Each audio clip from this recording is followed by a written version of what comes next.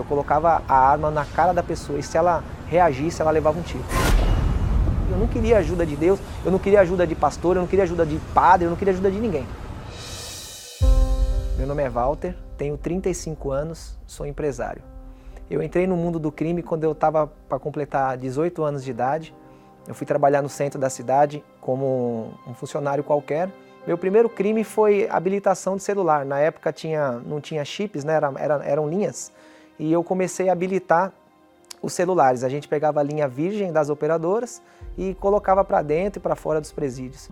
Eu clonava cartão, clonava cheque, eu colocava a arma na cara da pessoa e se ela reagisse, ela levava um tiro. E eu fui parar em Pernambuco para passar um carnaval. Chegando lá em Pernambuco, passaram para a gente uma situação, né, um roubo, que era uma loja de celular. E aí foi nesse roubo que eu acabei indo preso. Bom, nessa época eu não era católico, não era evangélico, não tinha crença em nada. Minha mãe até frequentava a Universal, eu respeitava a fé dela, mas eu não queria saber de nada das coisas de Deus. Eu não queria ajuda de pastor, eu não queria ajuda de padre, eu não queria ajuda de ninguém. Eu queria sair daquela situação e eu sabia que eu ia sair com a força do meu braço. E me envolvi com os traficantes do raio, que colocavam drogas, armas para dentro do raio. Tinha dois pavilhões, o pavilhão de cima e o pavilhão de baixo.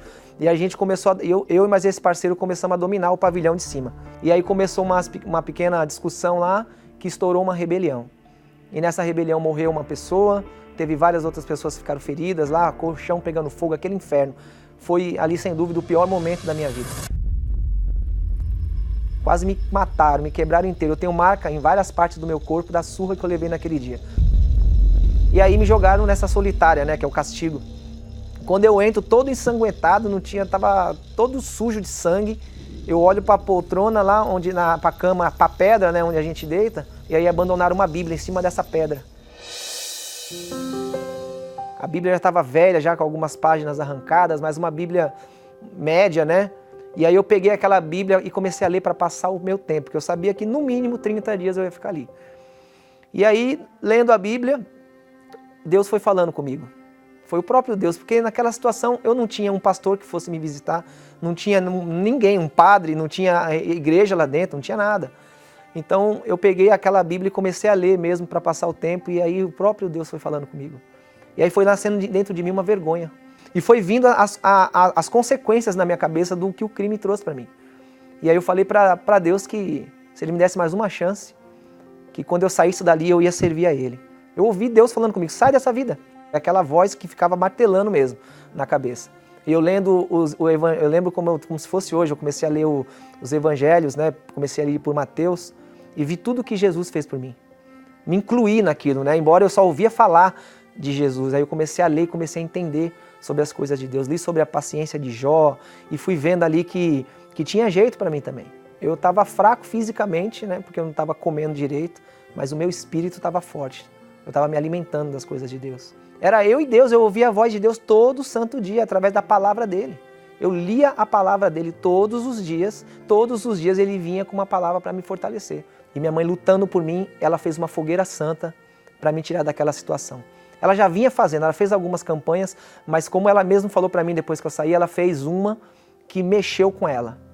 Aquela que ela ficou na dependência de Deus totalmente, ela deu tudo, ela pegou um mês, ela tem um salão de cabeleireiro, ela pegou e trabalhou um mês inteiro, não pagou conta nenhuma, ela foi só juntando dentro de um envelope, tirou o dízimo e foi pro altar com tudo, ela colocou tudo que ela tinha lá. E uma semana depois do altar, do sacrifício, o voto que a minha mãe fez abriu as portas. Em menos de um mês eu já estava saindo daquele lugar, ganhando a minha liberdade. Uma semana depois eu estava chegando em São Paulo. Comecei a participar das reuniões e com menos de um mês de igreja eu já estava me batizando nas águas, morrendo totalmente para esse mundo. Eu ouvi falar que para a minha vida mudar totalmente, para eu conseguir ficar firme com ele, não voltar para o crime, não voltar para a vida que eu tinha mais, eu tinha que ter o Espírito Santo. Aí fui me afastando das más amizades, fui abrindo mão de tudo aquilo que desagradava a Deus. Com 5 meses na igreja, eu buscando, de tanto insistir, numa quarta-feira à tarde, e eu fui lá para frente do altar. Eu falei, meu Deus, eu não quero mais, eu não quero saber de dinheiro. Eu sei que o senhor está vendo aí que eu já estou 6 meses andando de ônibus, andando de a pé, pagando tudo que eu fiz de errado, agora eu estou pagando. Agora a única coisa que eu quero para permanecer na tua presença é o teu Espírito. e buscando na frente do altar me veio uma alegria que não dá para escrever, né? Uma coisa diferente de tudo que eu já tinha percebido na minha vida. Eu fui me inundando, uma coisa maravilhosa. Eu saí da reunião uma nova criatura. Depois do que aconteceu naquela quarta-feira, eu percebi que aquela voz que eu ouvi dentro da solitária para eu entregar minha vida para Jesus, que eu ouvia no pátio do presídio, para eu não me envolver com nada de errado, eu passei a ter aquela plenitude dentro de mim. Eu passei a ter aquele espírito dentro de mim. Então a minha mente mudou. Eu não era mais apenas um ex-presidiário. Eu já era a própria bênção. Então para mim não teve apego a coisas materiais. Se eu já tinha o maior bem dentro de mim, eu não tinha por que ter apego a coisas materiais. E aí chegou a fogueira santa, eu coloquei tudo que eu tinha. Logo depois dessa primeira fogueira santa, Deus me abençoou na vida sentimental.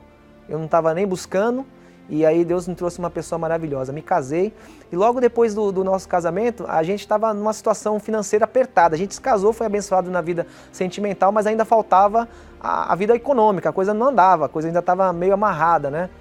E aí veio uma fogueira santa, a gente tinha ganhado alguns móveis, né? A casa estava toda mobiliada, mas... E aí eu, em comunhão com a minha esposa, nós conversamos, vamos colocar tudo que a gente tem no altar. Sai a geladeira, daqui a pouco sai a cama, daqui a pouco sai isso, daqui a pouco... Toda a casa, a gente pegou tudo. Eu fiquei com uma roupa no corpo, na época de maio, a gente dormindo no chão, não tinha nem um lençol, nós fizemos questão de não deixar um lençol, de dormir no chão mesmo, na cerâmica. Ficamos dormindo aí por um período, aí não sei, uns dois meses mais ou menos nessa situação. Aí dali pra frente a gente viu a mão de Deus, a coisa começou a acontecer. Tinha uma fábrica de banheira na frente da minha casa, eu passava todos os dias ali, eu nunca tinha visto aquela fábrica. E aí eu fui trabalhar lá de empregado, daí eu entrei lá, ninguém me dava uma oportunidade, mas eu era uma bênção pro meu patrão. Tudo que ele me pedia estava na mão, a gente era parceiro, eu corria com ele mesmo. Eu me tornei um melhor funcionário que já passou ali, fui um dos melhores vendedores que teve, e aí teve uma outra fogueira santa que eu dei um carro que era o melhor carro que eu tinha. Deus me deu uma visão. Ele falou que você já é uma bênção. Enquanto você ficar trabalhando para os outros, você não vai ter o que você quer. Eu quero que você seja patrão, não quero que você seja mais empregado. E aí nasceu o desejo de eu montar a minha empresa.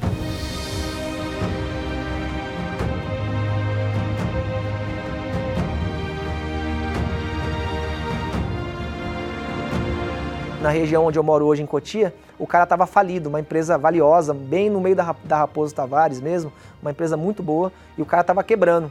E aí ele me vendeu a loja praticamente sem dinheiro, num preço muito abaixo do que vale de mercado. E hoje, graças a Deus, né, a gente tem a loja, né, que tá crescendo, graças a Deus, tá prosperando a cada ano. Nós temos um galpão que a gente alugou recentemente para fazer a montagem das banheiras. A gente montava tudo num espacinho, hoje a gente precisa de um galpão grande, porque Deus tem abençoado as vendas. Hoje a gente acabou de comprar uma casa num condomínio fechado, condomínio que tem todo o lazer para nossa família, tem piscina, tem pista de corrida, academia, tem tudo.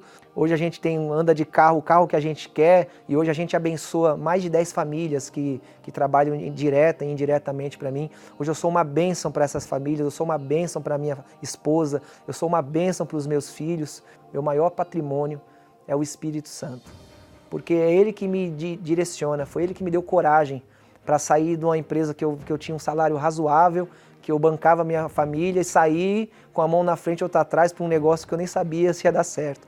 Então, a maior bênção que eu tenho hoje na minha vida é o Espírito Santo. E o altar, para mim, ele representa Deus, de fato. Foi no altar que eu sacrifiquei a primeira vez, que eu me libertei. Foi no altar que eu recebi o Espírito Santo. Foi no altar que eu me casei. Foi no altar que eu construí o meu patrimônio. O altar, para mim, é tudo.